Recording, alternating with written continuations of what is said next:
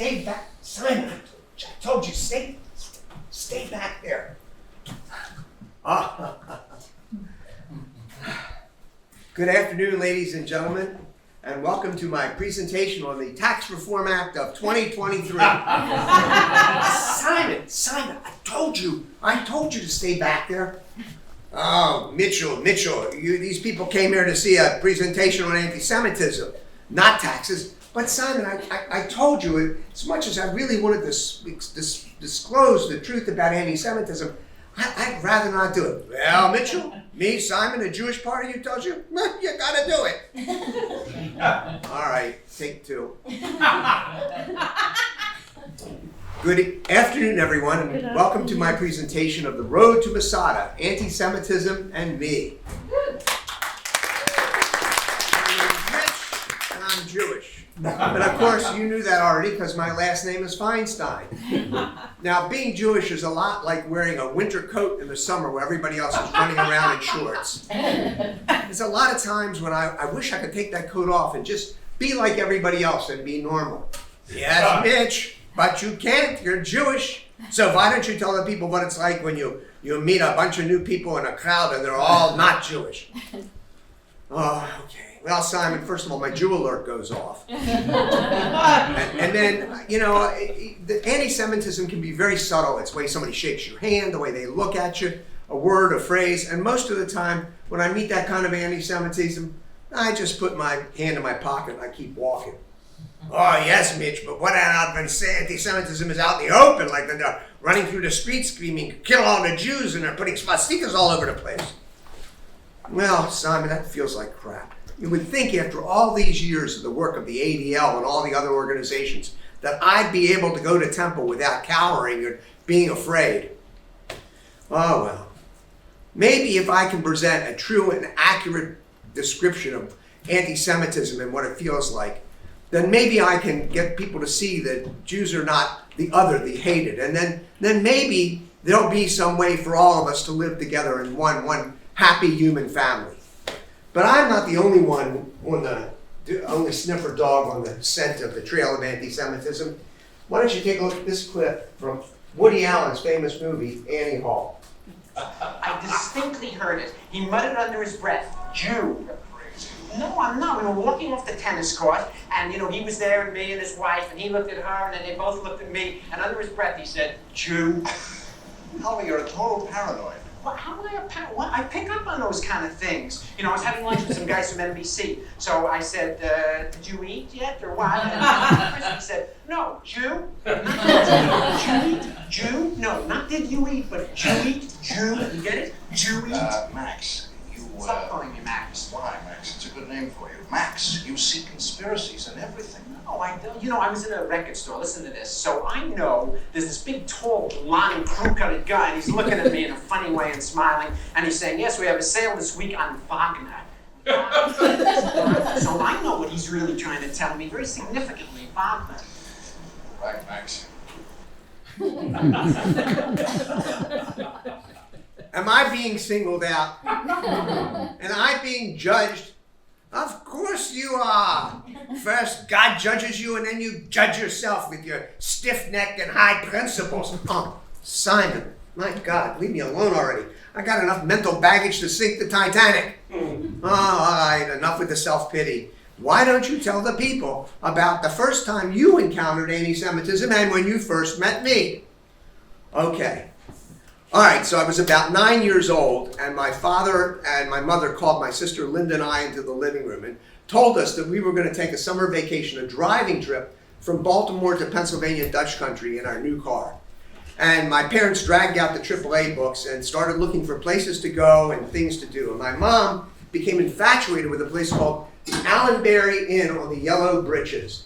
And it was a colonial inn from colonial times. So she went into the dining room and we heard her. She called on the phone, told the man on the phone what day we were coming, how many people we were going to be, how long we would stay, and to make the reservation under the name Feinstein.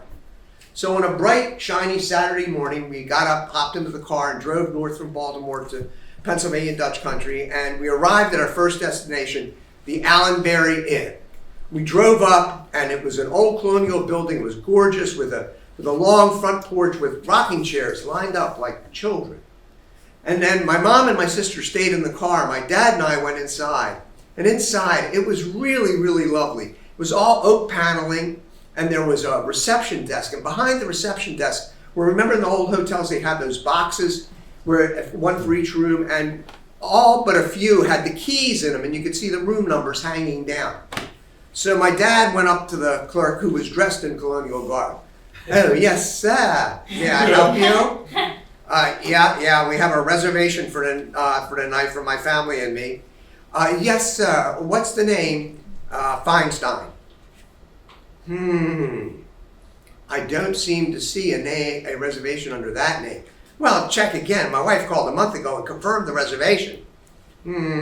Sorry, sir. There is no reservation under that name. Well, give us any room. The place is empty. Sorry, sir. There's no room for you or your family. Oh, you mean there's no room for me and my kind? I got it. My father stormed out of the lobby, had a brief conversation with my mother. Dad, what did we do wrong? Why was that guy mean to us? Oh, Mitch, it's a lesson you got to learn. There's some Christians that just hate us. It's complicated. But Dad, did the Jews do anything wrong? No, nothing but believe in their religion and survive. You know, your mom and I thought we took care of that when we got rid of Hitler and the Nazis, but 2,000 years of hate, I guess the fight still continues. Oh, Dad, does that mean I have to be afraid? Of course you do, Mitchell, because you're Jewish. Well, who are you?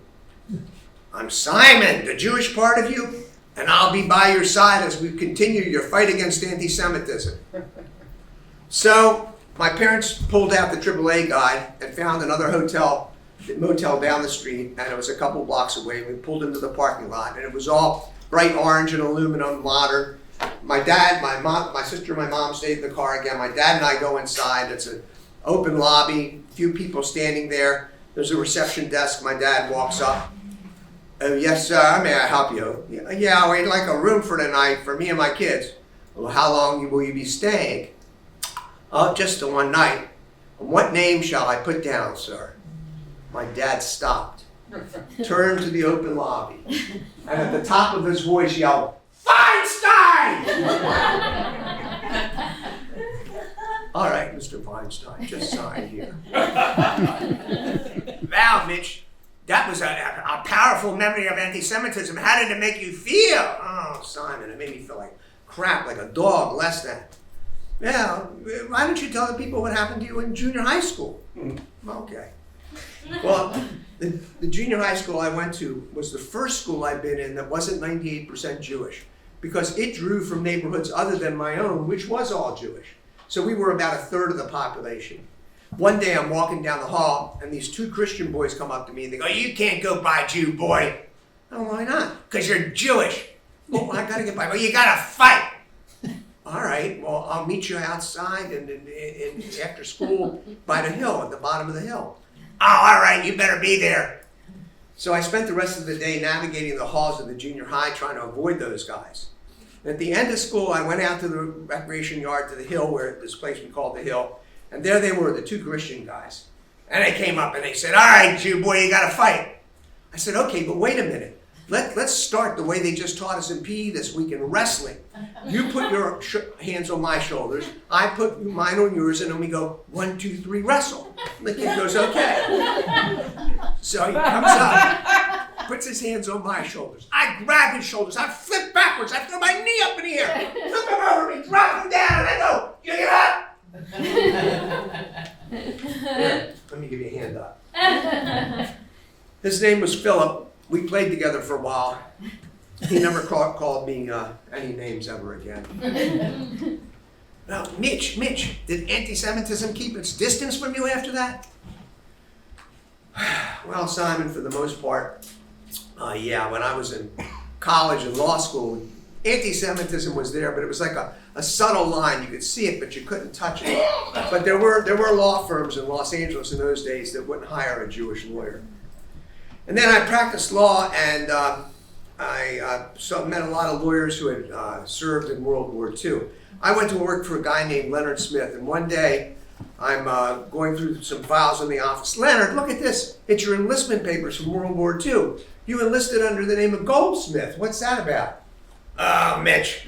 A lot of us guys, when we got enlisted or drafted, we changed our names because we were afraid if the Germans captured us, they'd kill us instead of making us POWs. And then there were a whole lot of guys from never seen a Jewish person before, like from the South and all.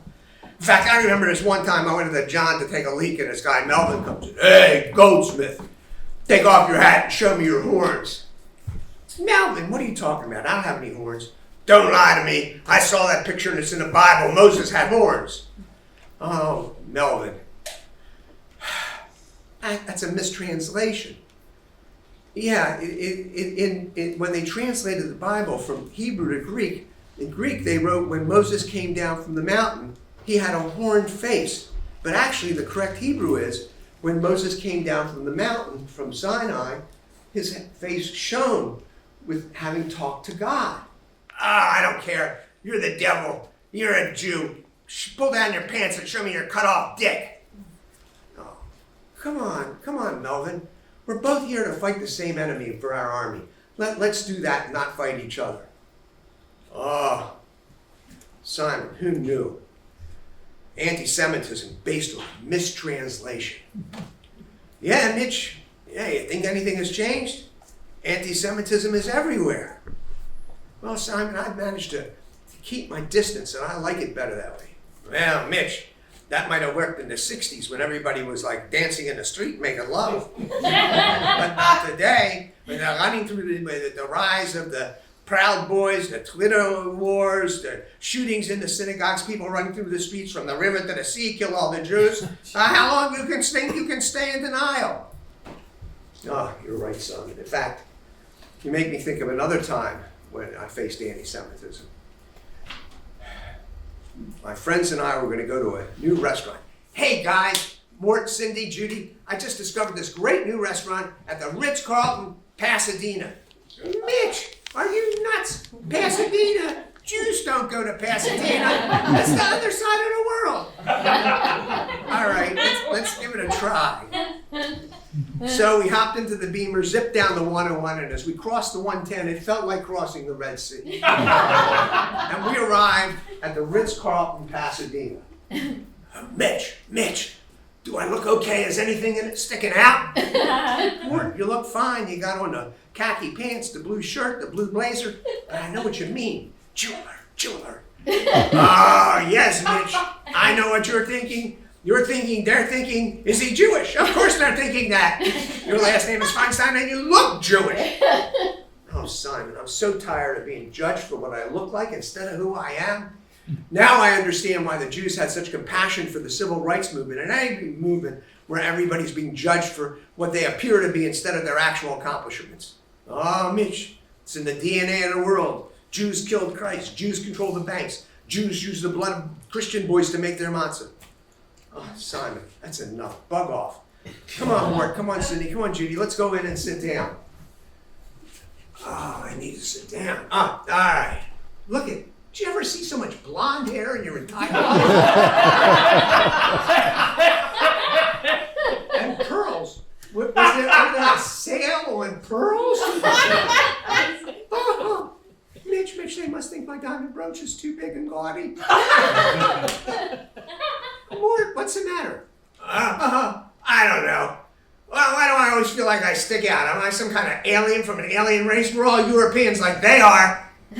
Well, Mort, we're the wandering Jews, dispatched from our homeland by an evil force, wander across the Middle East, all of Europe. Maybe we shouldn't have wandered out of West LA.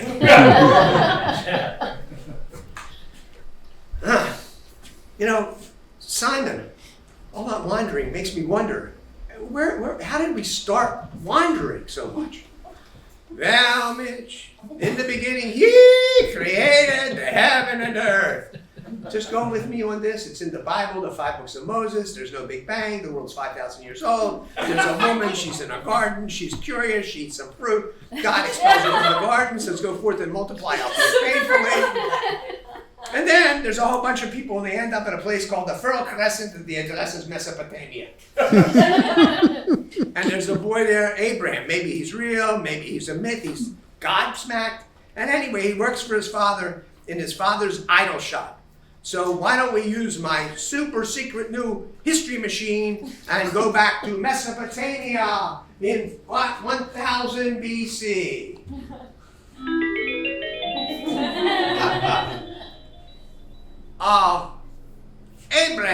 Abraham, I left you in charge of the store and all the idols are destroyed. What happened? Oh, Father Terah, a woman came in to buy an idol and she didn't know which one. So I handed a stick to the largest idol and he smashed them all. Oh, Abraham, you know you're telling a story. The idols can't move and they can't think. Yeah, Dad. So why do we believe in idols? I've been thinking about it. I think there's only one God. One God? What good is that? We couldn't make any money selling idols for one God.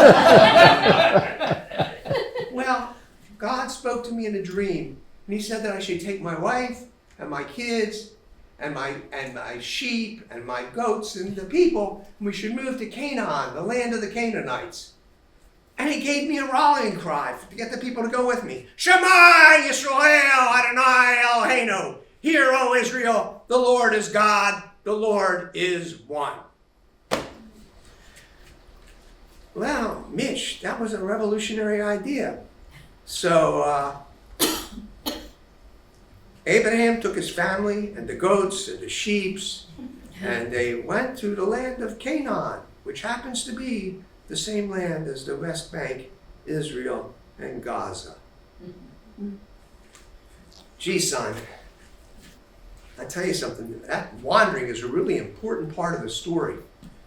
Makes me think about the time that Judy and I wandered and went to Israel for the first time. My friend Gary organized a bond tour, and Gary, being the kind of guy he was, it was 5 Christian couples and 5 Jewish couples. We met at the departure lounge of El Al Airport in New York and Kennedy, and our itinerary was to fly from New York to Copenhagen, refuel in Copenhagen to Tel Aviv. Mitch, aren't we sitting ducks flying on El Al airline? I mean, the terrorists are threatening to blow up planes. And remember what happened in Munich in '72 when the PLO killed all those Jewish athletes. Judy, don't worry. El Al airline is the safest airline in the world. Do you remember how they made us take our baggage up separately to the front and went through each piece? We're fine. Let's get on the plane. Oh, hey, yeah, Judy. You see those guys sitting at the end, the first row in first class, each of them with the leather jackets on and the bulge that looks like a little submachine gun? Masada agents to protect the flight. So the flight across the Atlantic is uneventful, except the food was good. And in talking to the stewards, I discovered, and the stewardesses, that they were all Israeli ex-commandos trained in Krav Maga! Israeli judo. We landed in Copenhagen. Judy and I get off the plane to stretch our feet, and as we're walking down the ramp, Judy looks over her shoulder and goes, Mitch, what's that? I turn around and see our plane is surrounded by 5 armored personnel carriers with machine guns aimed at the horizon. Protection from terrorists, Judy's. We get back on the plane, fly to Tel Aviv, land. It's Friday afternoon, a bus comes to take us to the airport. It's our first sojourn in the promised land, and we look out and see this beautiful collection of old stone buildings and steel and chrome high-rises. We come to the hotel, and Yossi, our guide, tells us that since it's Friday night and the beginning of the Sabbath, Shabbos, that we're to stay in the hotel, rest and recover, and get over our jet lag, and that tomorrow we should rest, and that tomorrow evening we can go out, and then Sunday the tour will begin. Judy, it's sunset. Let's go. I've been reading in the guidebook, and it says that everybody in Tel Aviv goes to the Dizengoff after sunset, and when Shabbos is over, and buys the kids ice cream. Oh boy, I'd love some ice cream. So we walk out of the hotel, and it's beautiful. It's sunset, and the last glancing rays of the golden sun are coming down on the plaza. People are emerging magically in small knots from the buildings as the Sabbath ends. People are dressed in all kinds of clothes. There's women dressed in modern, Western dress, and others with shirts, blouses down to their elbows and skirts to their ankles. There's little boys running around, some in shorts and t-shirts, and some in black pants and white shirts with payas. It's the curls at their ears, recognizing their recognition of the obligation that God put upon them that men should not shave their beards, even when they're little boys, the hair that could become a beard. I stop. I look around. I turn to Judy. Judy, everybody's Jewish. It's the first time in my life I don't feel like I stick out. I don't feel different. I feel safe. Ah, Mitch, don't get feeling too safe. Remember, the Palestinians are here. They don't think you belong here, and they want to get rid of you, even kill you. Simon, what are you doing here? Well, there's an anti-Semite. There must be a Semite. Simon, you're making me crazy. I thought Judaism was a religion, not a race, that it was ideas, not genes. Well, both things is true. I mean, for example, if you convert to Judaism, you clearly don't have any Jewish genes, and if you're raised Jewish and you don't act Jewish, what good's the genes do? Anyway, it's a complicated story. So why don't we go back and take a look at the scene in Judea and 500 BCE, use the history machine, and see what makes a Jew. Oh, Mama, this goat is so good. Can I have some milk? Maisha, you know we can't eat milk and meat together. Mama, why not? Maisha, because the priests say we are the people that can't eat milk and meat together. Or lobster, even though it tastes good. But Papa, why? Because God says so. Papa, which God? Solomon's family has 10 gods. We have only one God who tells us which food we should eat, that we have to follow all of his rules, and we have to cut off the tip of the schmeckles of our babies and eat. That doesn't sound like such a good deal. Why would we do that? Well, we are God's chosen people. God has promised. If we are devoted to him and follow his rules, he will protect us and let us go forth and multiply. Remember, we were slaves unto Egypt, and God brought us forth with a strong hand and a strong arm and brought us to this land. Simon, priests, rules, following the rules, is that all there is? Well, that's enough for today. So we went back to the hotel, went to sleep, got up the next morning. They served the breakfast, an Israeli breakfast. Oh my God. Fresh milk, fresh eggs, fresh cheese, blintzes, sour cream. It was just wonderful. And we get on the bus, and we're going to our first destination, which is the Negev and Beersheba. And we're going to go visit kibbutz. Yossi, what's that out there? It looks like tents with, what is that, a TV antenna? Oh, yeah, Mitch. That's the Bedouins. They've been there for thousands of years. They graze sheep and goats. Now they have diesel generators and they watch TV. Well, there was some trouble with the Israeli government, but now everything's okay. All right, neg kibbutz, everybody off the bus. So we spent about a half hour touring this agricultural cooperative.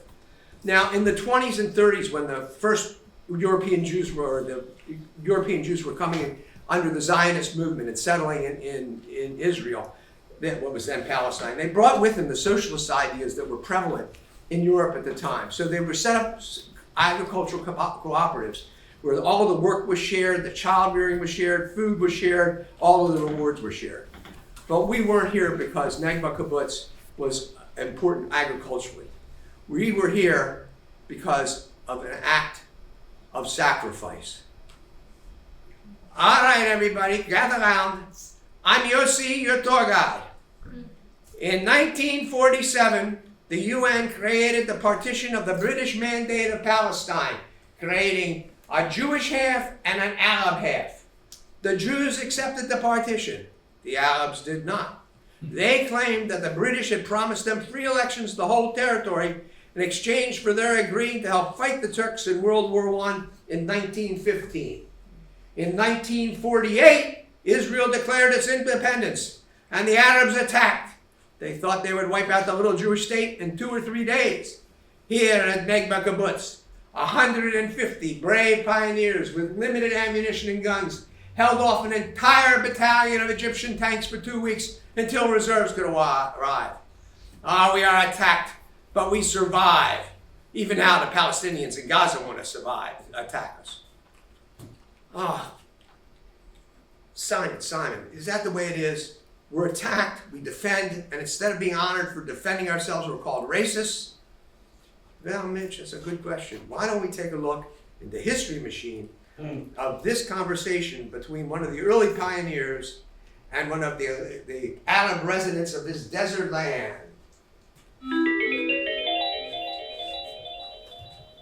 Omar, we have been here for 5 years, and we have been your friends. And we have more people coming, and we need more land. Please sell us more land.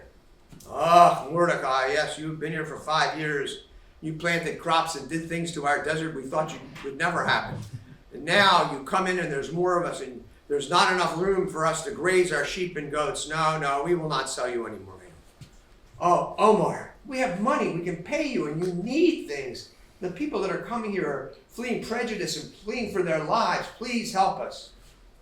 Oh, all right, but this is the last time.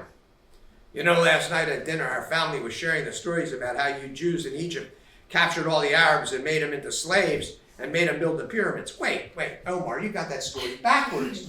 It was the Jews that were captured by the Egyptians and made into slaves and built the pyramids. What are you talking about? Ah, you crafty Jews. You fought with Alexander the Great. And when he created Alexandria, he rewarded you for helping him by giving you land. You ended up with 25% of Alexandria in 300 BC. But then the Romans gave you you attacked us. But that's all right. The Romans gave you your comeuppance. The Romans? What do we do to the Romans? Funny rituals, wanting to believe only in your God, not theirs, wanted to be separately taxed. Yeah, all right. The Romans then kicked you out, and that's when the stories began making you the bad guys. All right, everybody. Time to get back on the bus. Drink of water.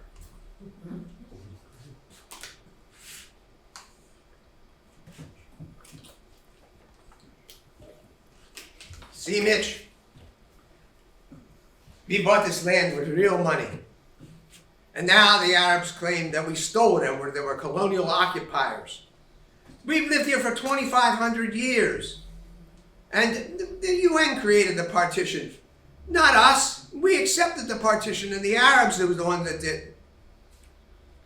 Oh, Simon, I don't understand. If we lived here for 2,500 years, why did we have to buy the land back? And you know, the war in 1948 wasn't the beginning of anti-Semitism. What was this base cause of anti-Semitism? For Mitch, we have to go back to that. We have to go to Roman times. All right, everybody, this is Yossi, your tour guide. Time to get back on the bus. Tomorrow we go to Masada. Oh, Yossi, what's Masada? We'll find out tomorrow. So we head back to the hotel, dinner, breakfast, back on the bus.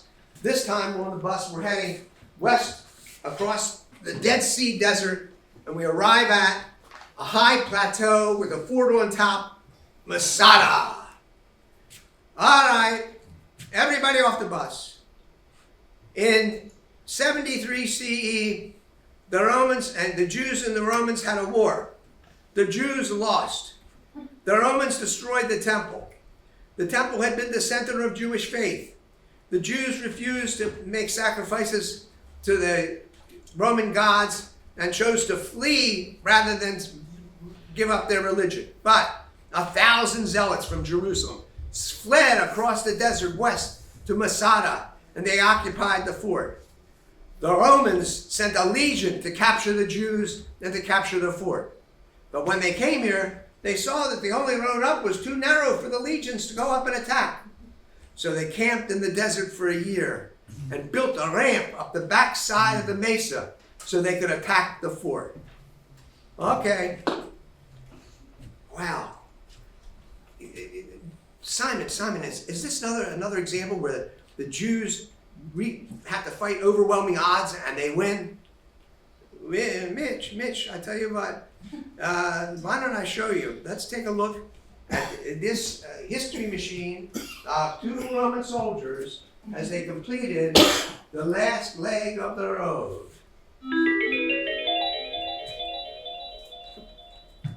What are we, slaves or soldiers? It's so damn hot out here.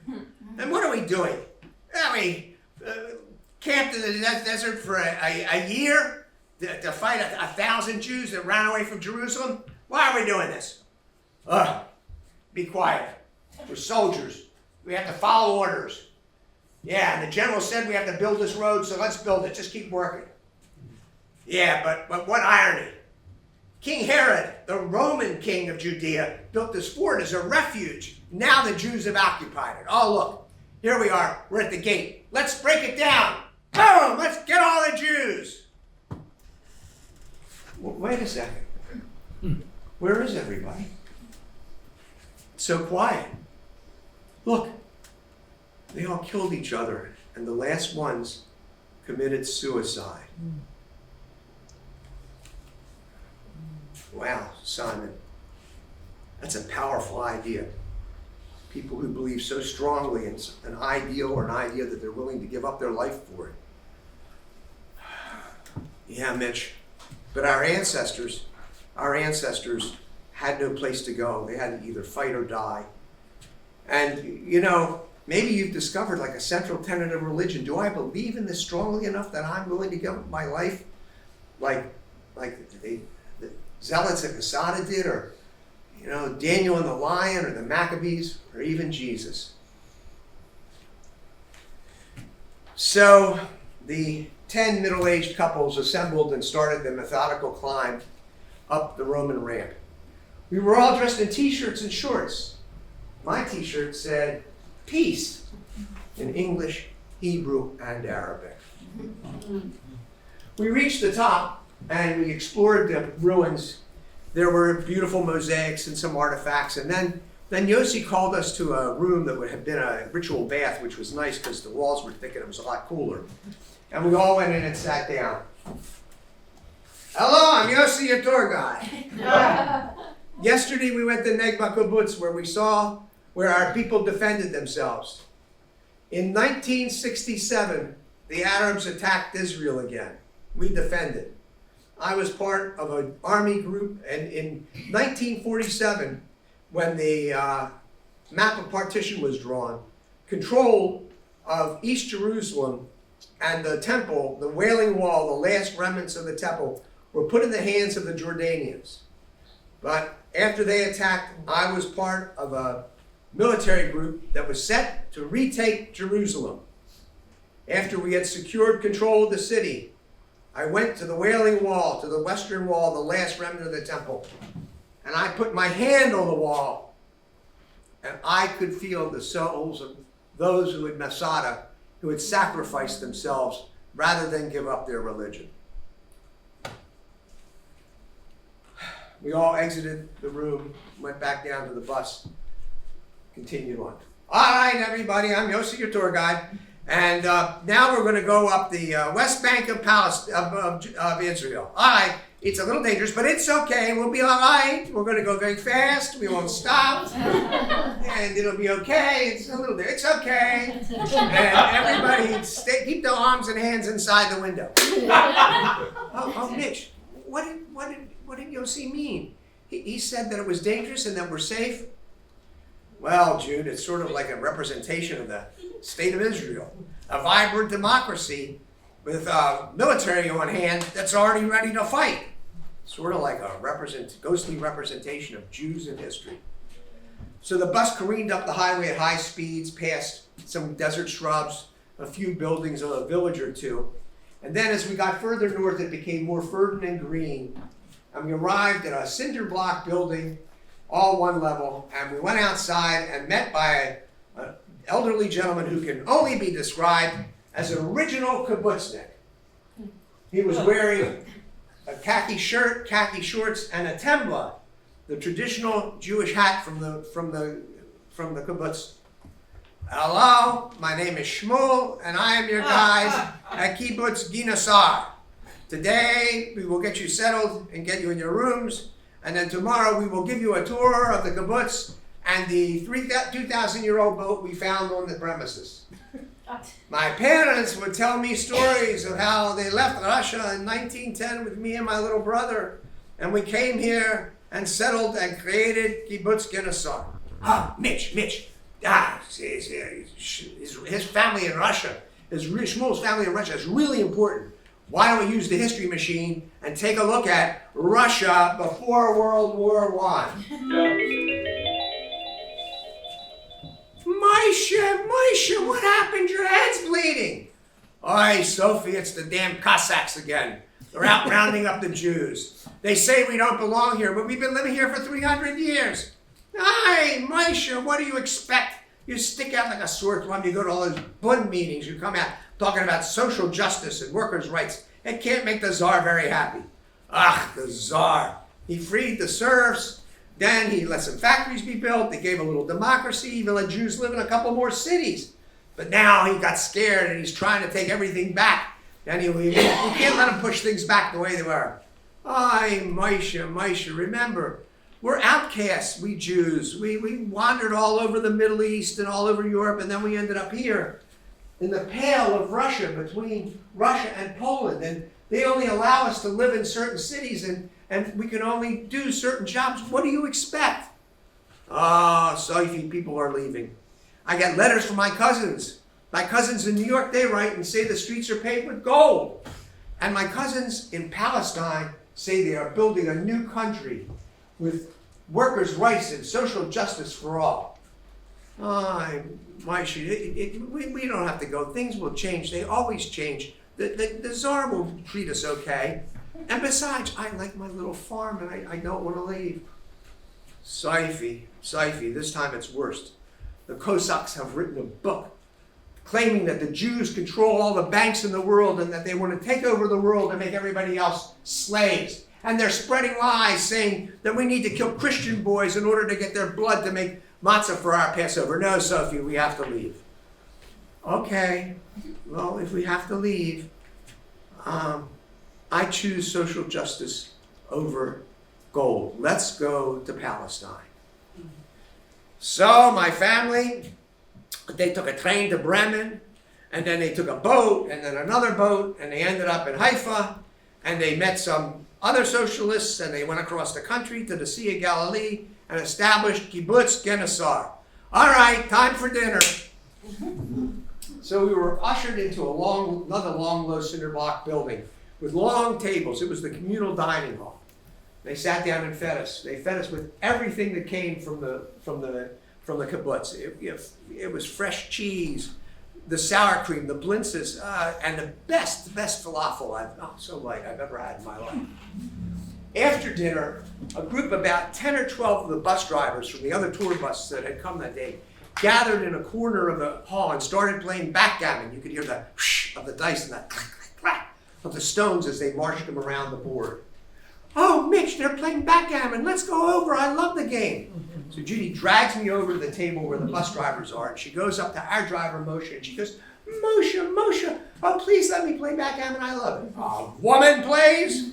We men are from Morocco. No woman plays. But Moshe, my father's from Aleppo, and he taught me, shesh besh. How did Jews get to Morocco? Oh, Aleppo, all right, sit down, you can play. So Judy sits down, and in the first game, she picks up the dice and she makes a roll. Immediately, a gaggle of about 6 bus drivers surround her and start coaching her. 6-5 over there, no, 5-6. They coach her through every game, and so that she's like almost unbeatable. But meanwhile, Moshe starts his story. In 73 CE, the Romans controlled Jerusalem. The Roman governor ordered that a statue of himself be placed in the temple. The temple was the center of the Jewish religion, where Jews were ordered to make sacrifices to the God at the important holidays. The Jews refused to defile their religion, and the Romans destroyed the temple. 5-6, I'm blocked. Oh, okay, my roll. 2-3. 2-3. I thought I had you. I thought I had you blocked up. Well, then the Jews spread across the entire Mediterranean through the trade routes, and a lot of them ended up in Spain. In the 8th century, the Muslims captured Spain and the Iberian Peninsula. But the Muslims were friendly to the Jews. They considered to be fellow people of the book. 3-2, I'm out. Oh, okay, my roll, 2-1. Oh, I thought I had you blocked. And the Jews thought they were okay too. And for a while they were. They rose to high rank in the Muslim government. They were clerks, they were doctors. But then the Reconquista came. And the Catholics from the north invaded Spain in order to retake it for the Catholic Church. 4-5, I'm on the move. Okay, my roll, 2-3, you're on the move, but how did the Jews get thrown out of Spain? Well, at first the Spanish tolerated us, but then they turned against us. And there was the Inquisition, where they demanded that we swear to be Catholics or kill us. And finally, in 1492, King Ferdinand and Queen Isabella issued the Alhambra Decree, requiring that all Jews leave Spain in 4 months and leave behind all their money and property. So the Jews fled again, all over the Mediterranean. They went to Greece and Rhodes. They went to Portugal. They went to the Ottoman Empire. And my family went to Morocco. Oh, that must have been what happened to my family. They went to Italy, and then to Greece, and then to Syria. My roll, double sixes, I win. Judy, we all win. We didn't get killed in the Inquisition. You want to play another game? No, I'll quit while I'm ahead. So Judy got up and thanked each one of the drivers who had coached her to a victory in every game. We went to bed, got up the next morning, and we're back on the bus. Good morning, I'm Yossi, your tour guide. Today we're going to go to Carpenum and Tagba. Who knows from the New Testament about Carpenum and Tagba? Mary? Oh, I do. Carpenum was where Jesus preached and drove out the evil spirit, and the people followed him. And Tagbath is where there was the miracle of the fishes and the loaves.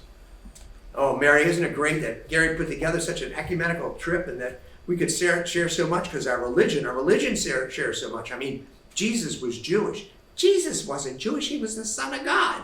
Oh, Mary, it says so in Mark. It says, and they came to Capernaum, and it was the Sabbath, and Jesus went to the synagogue to teach. Why would he go to the synagogue if he weren't Jewish? I wish we could talk to somebody who had been at that teaching. Simon, can we borrow your history machine?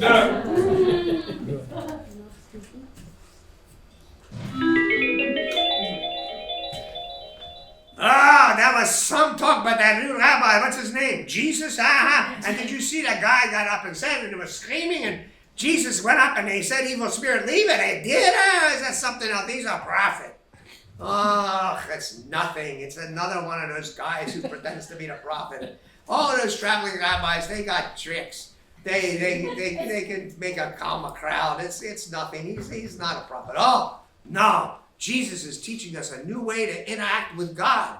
No longer do we have to live in fear of a vengeful God who commands us to follow all of his rules. No. Jesus says God loves us all, and all we have to do is accept him. And you could eat lobster and no schmeckle cutting. Well, I don't think so. I'm not going to say, I don't believe he's the Messiah. I'm going to continue to follow the old rules. Well, then I'm never going to talk to you again. You're a non-believer. What? Just because I don't believe that there's one prophet and a long line of prophets isn't the Messiah, you're never going to talk to me again? Yes. You're dangerous. You probably will try and stop Jesus from spreading the word. I'd never do that. No. I think you should be more concerned about the Romans. They don't like people who stir up trouble. Oh, Mitch, I never realized there was so much anger and hate between Christians and Jews. Oh yeah, Mary, it's a long, long story. All right, everybody, back on the bus. We're off to Sved, an important city of Jewish history. In 1492, 4 rabbis from Barcelona, who were the creators of Kabbalah, came to Spain, to Sved, to establish themselves. At that time, there were many Jews and many Arabs. Now Sved is mostly Jewish. Yossi, what happened to the Arabs? And in the 16th century, the first Hebrew printing press was built in here in Sved, and Hebrew books were printed. And oh yeah, there are 4 of the most important synagogues, the remnants are in here on the grounds in Sved. But Yossi, what happened to the Arabs? All right, everybody, off the bus. Simon, did you see that? Yossi wouldn't answer me. Mitch, the Jew part, he was looking for answers. All right, well, here, let's use the history machine and take a look at this old Arab and this old Jew talking in a hallway, in a doorway.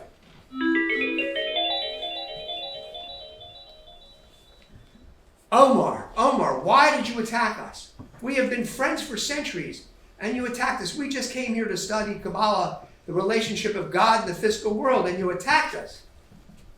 Oh, Mordechai.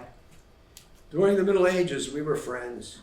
But then, when the British came and the Mandate, we saw more European Jews coming and saw that the European Jews looked more like the British. And so we thought that they would favor you, so we attacked you. But you started a war in 1929 and you killed us. Oh yeah, there were troubles. But then when the partition map was drawn in 1947, Sved was placed in the Jewish sector. And it was supposed to be a model of Jewish-Arab relations. But that didn't last. Why? What happened? You sent the commandos, the Haagen-Dazs. They drove us out. No, you chose to leave. Chose to leave. The Haagen-Dazs said, we didn't leave, we'd kill us. So now we fled, we went to Jordan and to Lebanon, where we now stay with pain in our heart that we lost our homeland. Yeah, but we Jews have your homeland. You hate us like the rest of the world. You hate us because we're different, we're Jewish. We don't hate you because you're Jewish. We hate you because you treated us like colonial occupiers and put your foot on our neck. And we yearn for the return to our homeland for a millennium, Palestine. Palestine? That's a made-up name. The Romans made up that name after they kicked us out of Judea because they didn't want it to sound Jewish anymore. No, we Jews have lived in Israel for 10,000 years. Mordechai, my friend, the sad truth is you will never give up your spiritual claim to this land, and neither will we. Oh, Omar, my friend, my fist is filled with hot steel, but my heart is soft and warm. We all got back on the bus feeling an overwhelming sense of sorrow and the recognition of the continuing fight between the Arabs and the Palestinians. Now, leader Gary picked up the mic. All right, everybody, I know we're feeling kind of bummed because of what happened and what we just saw. But, we have to put that aside and enjoy the rest of the trip and learn what we can learn. Yes, Mike, Gary, I don't think we can put it aside. The Israeli-Arab conflict is resonating around the whole world. And now Israel is being accused of being an apartheid state. Yeah, Mike, I know. My kids are sending me a letter from college. The Palestinian groups are becoming more violent and threatening the kids. And every day, every Jew who wakes up in Israel recognizes that they're surrounded by countries that at one time or another have threatened to destroy them or take them out. And now there's bus bombings, cafe bombings, shootings in the street. The Jews feel like they extended a hand of peace and olive branch to the Palestinians. But all the Palestinians do is toss a grenade. Okay, Gary. Okay, Mike. Why don't we put that aside for now and let's get off the bus and have dinner. So we went into the hotel. We had dinner and breakfast. And the next morning, back on the bus. Good morning. It's Yossi. I'm your tour guide today. We're going to Caesarea. Caesarea was built by Herod, the great Roman king of Judea. And we're also going to visit the battlements from the 11th century from the French Crusaders. Yossi, what's that beautiful building over there? Ah, Judy, that's a seashore development developed by Henry Rothschild, a great benefactor. I wonder what the Crusaders would think to know the land they fought so hard for to conquer from the Muslims was developed into a resort by a French Jew. I don't know. It's so confusing. Rothschild, that brings up the whole concept, the whole meme of Jews controlling the banks and controlling the world. And French Crusaders? Who ever heard such a thing? Oh, Mitch, you shouldn't get so confused. Let's use the history machine and discover what we can about the Crusades and anti-Semitism. Oh, Maurice, we have been marching along the line for 2 months, and we are no closer to Jerusalem, and the sword and shield are so damn heavy, and I'm so frustrated, I feel like I want to swing it at somebody. Oh, Pierre, we just must keep walking. Look, there's a town ahead, Strasbourg. Wow, let's go there and see if we can steal some food. What's that strange fellow up there? Hey, you, who are you? Why are you dressed in such funny clothes, and why is it all so dirty here? My name is Shlomo Rothschild, and I'm a Jew. And the Pope said we could live here as long as we stayed to ourselves and we didn't own any land. But we have food, we can feed you. Jew, you killed Christ. You steal Christian boys' blood to make matzah for your Passover. Come on, Maurice, Pierre, let's kill these pesky rats and steal all their food and money. Oh, wait, Maurice. Maurice, the Pope says we shouldn't harm the Jews because Jesus needs them to go to Jerusalem so he can return to earth. I don't care. Those damn Jews, when they were in our town, they screwed us when they loaned money. And they put poison in the stuff in the wells and everybody got sick. No, come on. We're going to kill these rats and steal all their food and money. Wait a minute, sir. Consider this. One day, Jews will be make important contributions to society, to mankind.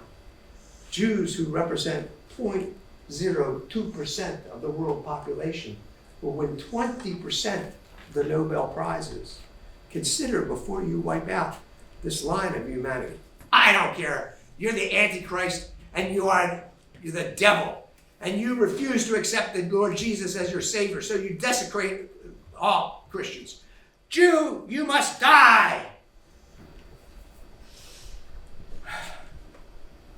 All right, everybody, back on the bus. It's time to go back to the hotel. So we returned to the hotel the next morning, breakfast, and a short ride in the bus in Jerusalem to the Western Wall, the Wailing Wall, the last remnant of the great Jewish temple. Hello, everybody. It's me, Yossi, and we are at the Western Wall, the Wailing Wall, the last remnant of the Jewish temple. And above us is the Al-Aqsa Mosque and the Dome of the Rock. Some people say that you could call this place the footprint of God because the Arabs, the Muslims, and the Israelis, the Jews, agree that it was at this site that Abraham brought his son Isaac when God ordered him to sacrifice him and put him on that rock, and at the last moment, God, recognizing Abraham's devotion, spared Isaac. And then over here, this is the important part of the temple because Jews were commanded to come to the temple at the high holidays and make sacrifices. All right, we're going to walk along this way down further. Yossi, I'm not feeling good. I'm going to rest here, and you can pick me up on the way back. Mitch, you're okay. What's bugging you? Oh, you're bugging me, Simon. No, I'm just thinking about the story of Jesus at the temple.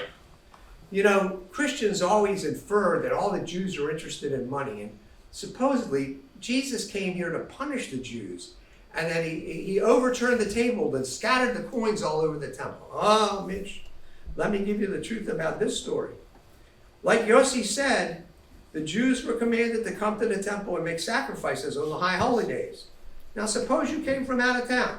You came from a different country and you got here. Did you bring a goat with you to sacrifice? No. Did you have the special wheat you needed to sacrifice? No. You had to buy it, but the local merchants wouldn't take your foreign money. So the money changers, they set up their tables at the temple so that the out-of-towners could buy what they needed for the sacrifices. But it's true, Jesus was mad at the priests, the Pharisees. He thought they were too interested in money and not enough in religion. Oh, Yossi, Simon, I know what you're talking about. I remember when we visited the Vatican and saw all the gold and jewels and treasures they had, solid gold-covered chariots and rare books. And I said to myself, where did they get the money? I don't know.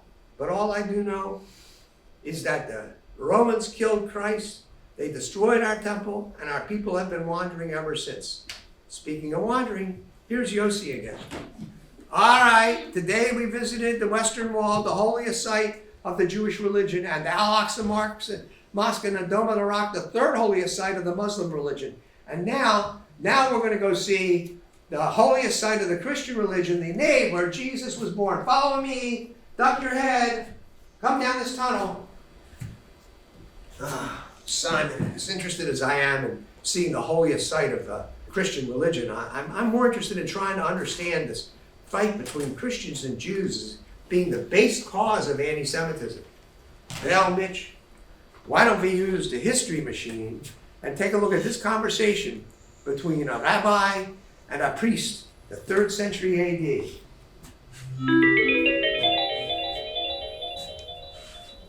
Rabbi Mordecai, can you tell me why you won't accept the teachings of Jesus and accept the new covenant with Jesus and the people? Why are you so stiff-necked? Oh, and Brother Simon, will you tell me why you spread lies and hate about Jews? We are rooted in the same religion. Jesus was Jewish. Why do you do that? Oh, because you stiff-necked people, you killed our Lord. You killed Christ.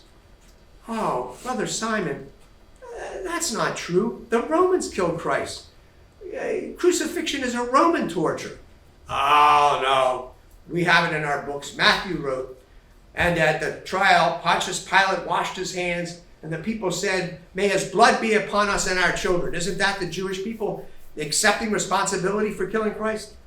Oh, Brother Simon, Matthew was mad at the Jewish people because he thought that once he preached to them, they would convert right away, and they didn't. And Christian theologians for years have written that passage was never meant to mean that the Jews killed Christ. It was meant to reflect on the sadness of the Jews because of the destruction of the temple. It took millennium, centuries, for the Christian church to finally recognize this misrepresentation and correct it. Okay, everybody, back on the bus. This is the final visit of our tour. Tomorrow we have our farewell dinner, and tomorrow you go home. So Judy and I packed up and went home and returned to Los Angeles. There were many thoughts that were in our heads that were like dust in the air that you can never quite get rid of. There was the feeling that I had standing on the Dizengoff.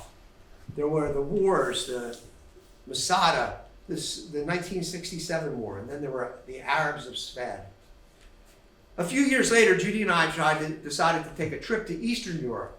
Now, it wasn't meant as a trip to explore anti-Semitism, but Jews can't go to Eastern Europe without having anti-Semitism about roll over them like a tire. So we get there. Oh, Mitch, we're in Prague. Our second city on the tour, Warsaw, was so wonderful. We went to the opera and we saw the old synagogue.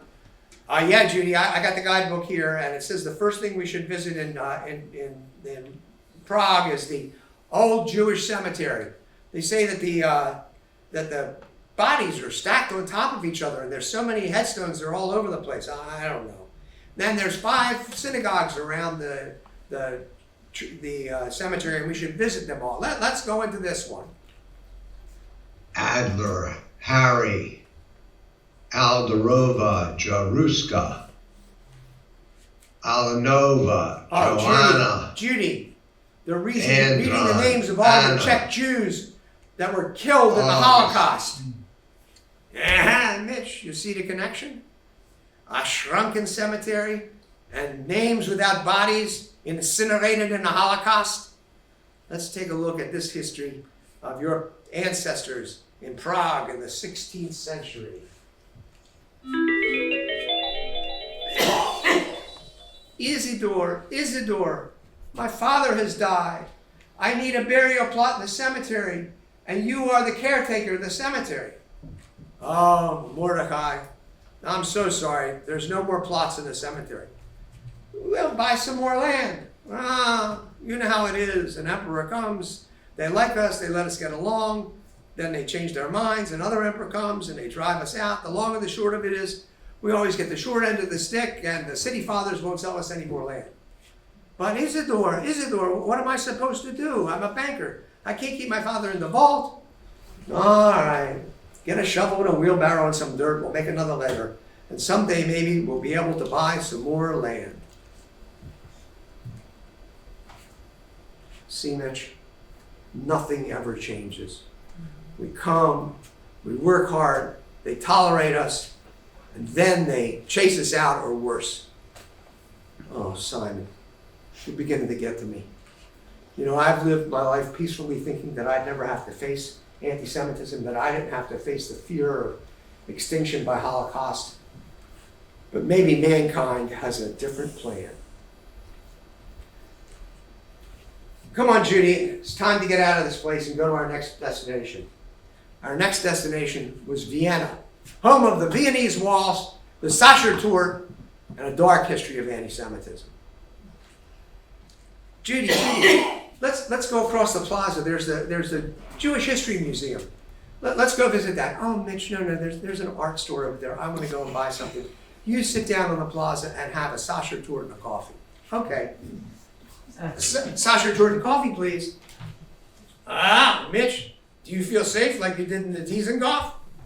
Oh, Simon, no. My Jew alert is ringing loud.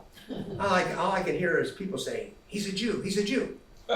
Yeah, Mitch, well, you know, the Viennese Jews, they thought they were safe. You know, they had integrated into the Christian society. Big mistake.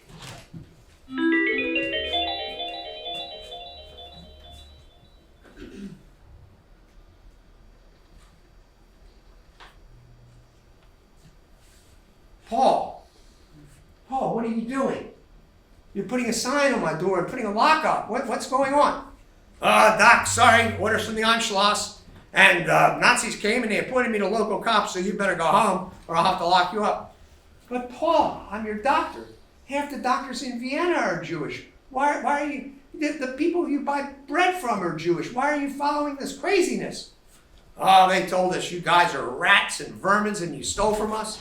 Besides, they say that when you leave, they're going to force you out of here and we get your land and your money. But Paul, I'm your doctor. What are you going to do if you get sick? Nazis are invincible. See, Mitch, the Viennese Jews thought they were safe. They thought they had integrated. They had intermarriage, business partnerships. They helped found modern Vienna. In 1930, there were 200,000 Jews in Vienna. Now there's 7,000. Get the point, Mitch? Oh, yeah, Simon. I see. I'm sitting here having Sacher-Tour and coffee. There's no evidence. The world so quickly forgets the horribleness of the Holocaust. No one remembers. Yes, Mitch, you're right. Memorials, museums, it doesn't make any difference. But now, we must go to the heart of evil, to Berlin. Come on, Judy, we're getting out of this creepy town and we're going to Berlin. So we do the train thing, and we end up in Berlin. Oh, Mitch, we're in Berlin. Oh, it's so wonderful. What are we going to visit here today? We have tickets for a bus tour of East Berlin after lunch. And oh, look, it's the Brandenburg Gate, where the U.S. Army and the Russian Army faced off against each other after the end of World War II. Yeah, Judy, we had the Cold War. Duck under your desk in case of nuclear attack. That was our show. Come on, we're going to walk this way a few blocks. So we walk down the street to the Holocaust Memorial, better known as the Memorial to the Murdered Jews of Europe. Oh, Mitch, look, it's just a bunch of granite stones spread all over the area here. Mitch. Now, as a modern Jew, you have to face the Holocaust, and what do you think? What do I think, Simon? Despite all the work of all the agencies and to try and remember this, nobody remembers it. Americans don't think about it at all. Yes, Mitch, but when you look at this memorial, what does it make you feel? Corrupt order, disarrangement, danger. Well, Mitch, let's see how closely your emotions match the real thing. Berlin, 1943. Oh, Sophie, don't cry. There's nothing we can do. Ah, Moisha, I told you we should leave. But you said no, things will change. Jews always survive. Sophie, who knew? And today the Germans, they're rounding up 1,000 Jews a day. And they're taking them to the synagogues, and they're taking them to the hospitals and the community centers. And then they put them on the trains, and they disappear. Oh, Mitch, Moisha, you're right. All the Jews, 160,000 Jews, doctors, lawyers, they're all gone. They're coming for us. Stay away. We don't want to go. We didn't do anything wrong. It doesn't matter if you did anything. You're Jewish. Your name is on the list. I'd rather die by my own hand than let you take me away. Remember Masada!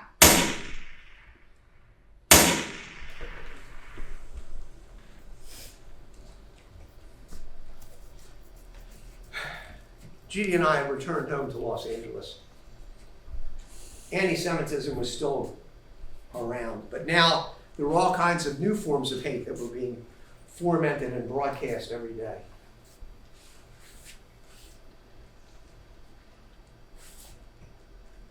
Every day there were images of gay bashing, gays killings, fire bombings of abortion clinics, and depending on your choices, the flavor of the day, anti-Asian hate, anti-immigration hate. Well, Judy and I continued our travels with a foray into South America. We booked a boat trip from Ushuaia, the southernmost city in Argentina, through the channel. And we were going to stop at the Penguin Island to see the penguins for the day. We got on board the ship. Hey, Mitch, your Jew alert going off? Oh, Simon, hell yeah. Everybody here is foreign. German, Spanish, French, Hungarian. I don't know. People were introducing themselves. Mitch, be careful. If you tell them your last name, they'll know. And remember, you just came from Buenos Aires, where Adolf Eichmann, the most notorious Jew killer, hid out for 20 years. And a few years ago, the PLO blew up the Jewish Community Center. You could be ostracized. Well, the ship got underway, and the first day in the Straits of Magellan was calm. And Judy and I dressed for dinner and went down to the dining room, and the purser took us to a round table with a German couple. Hello, my name is Maximilian. This is my wife Anna. We are from Germany, but we've spent most of our lives in South America. I'm in the petroleum industry. This is our third trip. How about you? Oh, well, my name is Mitch. This is my wife Judy. We're from Los Angeles. This is our first cruise like this, and this is the furthest we've ever been from Los Angeles. So for about 20 minutes, we had a pleasant conversation. And then all of a sudden, Anna piped up. Oh, you must hate it living in Los Angeles with the Jews controlling the movie business and the banks.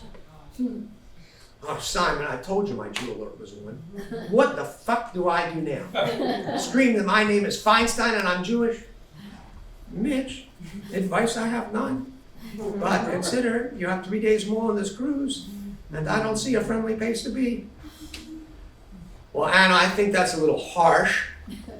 Yes, and Jewish people were involved in the development of the movie business because nobody else wanted to. And control the banks, 0.02% of the population of the world control the banks? I don't think so. Well, Mitch, don't be so sanguine.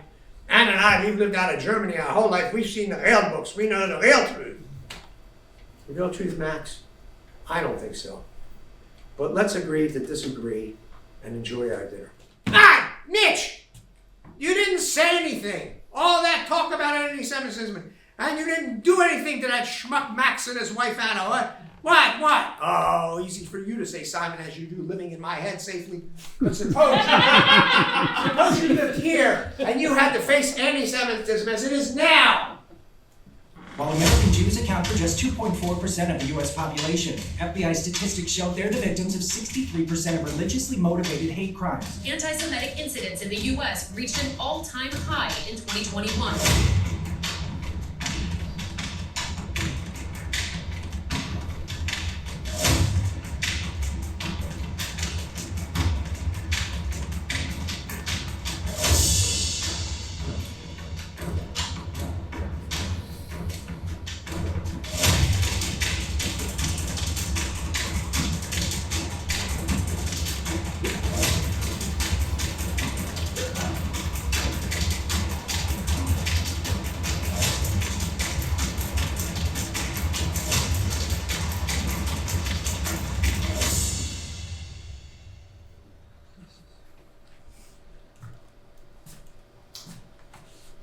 Folks, when I began writing this play, I had hopes that if I could expose the true and real nature of anti-Semitism, that I might be able to effect a change. That those who had hate in their heart could have an aha moment and see that Jews were not strange, not different, that we don't control the banks, that we don't kill Christian boys, that we aren't hell-bent on destroying capitalism or the complete world. I hope that by showing you these vignettes, I could show you that Jews were more human, more like yourselves, less like the other, less an object to be hated. And I thought that I exposed the stories of hate. You could see they were just that, stories, made-up stories. But now, I don't think things are going to change. So it was with a heavy heart and a pounding brain that I took my friend Simon on a hike. Mitch, where are you going? I can't keep up. What are you doing? Simon, you better keep up. It's the Jewish part of me that's making you take this hike. But Mitch, where are you going? I'm walking to Masada. Masada? Why are you going to Masada? The world is repeating itself. Nothing ever changes. Mitch, of course nothing changes. We are stiff-necked and high-principled. We do the same thing over and over again. We come, we thrive, we survive for a while. Somebody tries to throw us out again. But we survive. You know why? Because we believe. We believe in ourselves, and we believe in ourselves as a reflection of God, so it gives us the strength and courage to go on. Yeah, towards what? Slavery in Egypt, endless wars with the Greeks and the Romans, humiliation in Europe. I think the Zealots were right. Death before dishonor. Oh, Mitch. The religious war isn't here in the U.S. yet. Yeah, well, I feel it's coming, so what do I do? Mitch, you have to believe. Oh, you mean that each of us should believe in ourselves as our each individual selves? Yeah, Mitch. Remember everything I showed you. Okay, Simon. There may be no answer, but the only answer is you've got to survive. And in order to survive, in order to be Jewish, you have to believe in yourself, and you have to be able to stand up. And if you want, whatever you want to be, you have to believe in yourself and stand up and say, I am not afraid. Here I am Jewish, or I am whatever I am. And we all know that hate is based on nothing. It's lies. And so the only way to defeat hate is to declare yourself, Shema Yisrael Adonai Eloheinu. Hear, O Israel, the Lord is our God. The Lord is one.